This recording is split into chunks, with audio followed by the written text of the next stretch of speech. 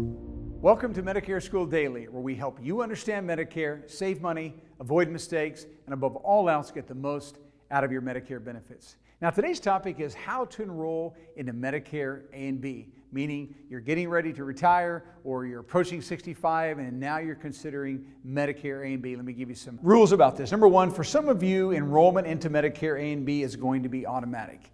Anyone that is turning 65 who is already receiving a Social Security check or you're retired from the Railroad Retirement Board, you're going to be automatically enrolled into Medicare. They know you're turning 65, they know you're receiving retirement benefits, so they assume that you are ready to start your Medicare, that you don't have some type of a group plan through an employer that's available. Why? Because you're receiving these retirement benefits. And in this scenario, receiving a check, automatically enrolled, what's going to happen? Your Medicare coverage will begin the very first day of the month that you turn 65, your birth month, with one exception. If you're born on the first day of any month, they're going to start your Medicare coverage 1 month prior. So if you're born July 1, they're going to start you June 1. If you're born November 1, they're going to start you in October. But if you're born on the second day thereafter, any day from the second day thereafter, your Medicare benefits and eligibility will begin on your birth month.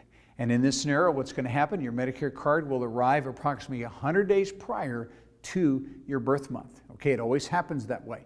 And you want to be sure that you understand now you will be automatically enrolled. Now, if you're not on Social Security or not retired from the railroad, you're not going to be automatically enrolled whatsoever. So that takes us to the second topic, and that's some of you are going to need to self-enroll. And that's those of you turning 65 not receiving a check. Right? The government's not going to assume anything about you because you are not receiving those retirement benefits. So in this instance, you have to self-enroll. So let me just quickly explain that process. Number one, before now enrolling into Medicare, you must create an SSA.gov account. Now, it's going to take you about 15 or 20 minutes to set up that SSA.gov account. You would go to SSA.gov, and if you have an account, they'll have you enter your username and password, or they'll have you create an account. And if you're going to create an account, you'll put in your name and your address and your date of birth and your Social Security. And once that first page is filled out, folks, here's what's going to happen. They're going to go out and they're going to grab 5 credit questions. And those credit questions are going to be questions about mortgages, maybe automobile loans or leases, sometimes student loans, credit cards. But here's what I want you to remember about this. When they ask you the credit questions, they will say something like this. We saw that you took a mortgage out in 1999. Who was the lender? And they'll list 4 different lending institutions, and the 5th option will be none of the above. And they'll say something like you had an automobile loan that you paid off in 2015. Who was a lender? And they'll list the 4 institutions or none of the above.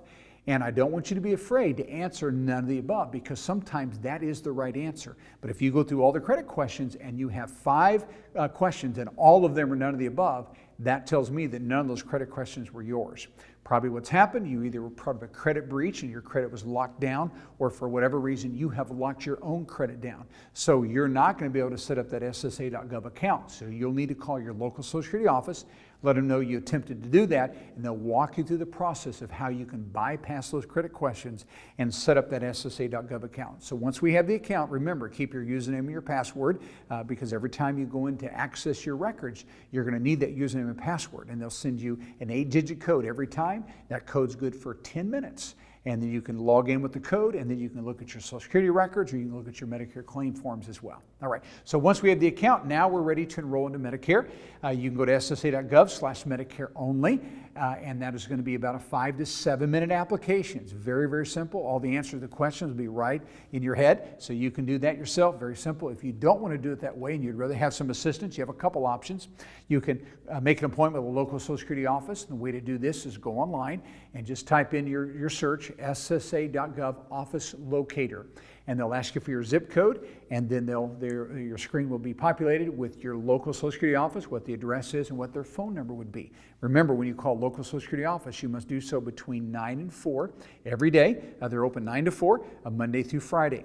On the weekends, you'd have to call this number right here. That's the national toll-free line.